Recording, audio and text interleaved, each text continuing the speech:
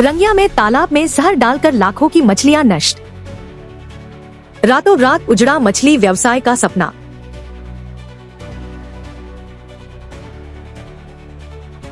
रंगिया के हरियांडाव क्षेत्र से एक बेहद चिंताजनक घटना सामने आई है, जिसने पूरे इलाके में सनसनी फैला दी है।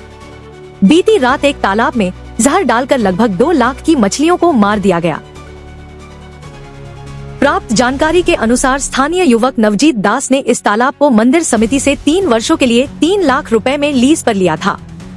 किसान परिवार ने कड़ी मेहनत और अथक प्रयास से तालाब में मछलियों का पालन पोषण किया था, लेकिन जैसे ही मछलियां बड़ी होने लगी, कुछ असामाजिक तत्वों ने रात के अंधेरे में तालाब में जहर मिला दिया। इसके कारण तालाब की लगभग सभी मछलियां मर गईं और सुबह पानी में मृत अवस्था में तैरती हुई दिखाई दी।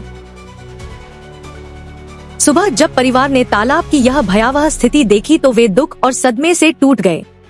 मेहनत से पाला गया पूरा व्यवसाय कुछ ही घंटों में बर्बाद हो गया। घटना की सूचना तुरंत रंगिया पुलिस को दी गई। पुलिस मौके पर पहुंच चुकी है और मामले की प्रारंभिक जांच शुरू कर दी गई है। News desk report any times 24/7।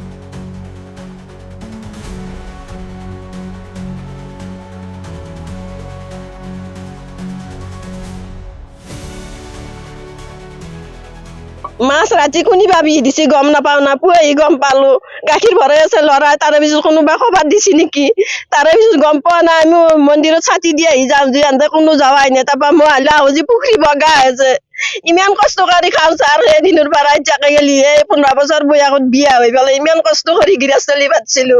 কাৰোতো চুৰ কৰিব যোৱা নাই, কষ্ট কৰি খাইছো। ল'ৰা দুটা ইমান কষ্ট কৰে, বাপেকে কষ্ট কৰে, আৰু তাৰ মাজত দিনাখনে 25,000 টকা দি ভাল কৰিছে। কৰি ইমান কিয় বি দিব লাগে? কাৰোবাক মাছ লাগে খুজি খাবাতো লাগে, লাগে নে নালাগে? কাকোতো অন্যায় কৰা নাই, আমি নিজৰ হেৰি কৰি পেলাই খাইছো। পুখুৰী ডাকত লৈছো, গাঁৱৰ পুখুৰী আছিল। পইচা বা কিমান 3 লাখ। সন্দেহ মানে মই এই পুখুৰীটো গাঁৱৰ পৰা লিজত লৈছিলোঁ। যোৱা বছৰ লিজত লৈছোঁ। লিজত লৈ মই 1,20,000 টকাৰ মাছ দিছোঁ।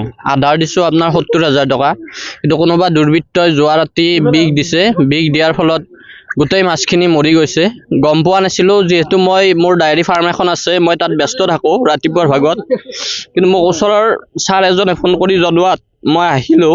আহি দেখা পাওঁ গোটেই মাছবোৰ মৰি আছে। ইমান কষ্ট কৰি আছোঁ, কিন্তু কোনে কি কাৰণত এই কামটো কৰিলে?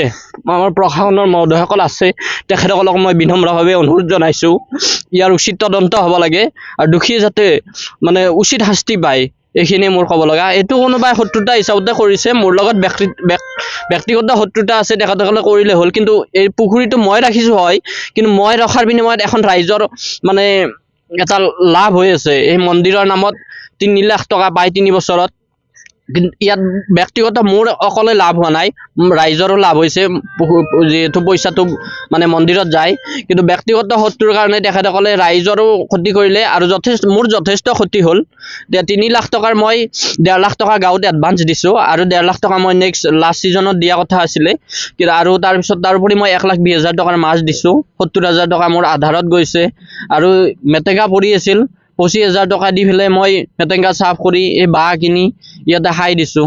গতিকে যিয়ে নকৰক, মই প্ৰশাসনক বিনম্ৰভাৱে অনুৰোধ জনাইছোঁ, মানে ইয়াৰ যাতে উচিত মানে তদন্ত কৰে। মোৰ নাম নৱজিত দাস।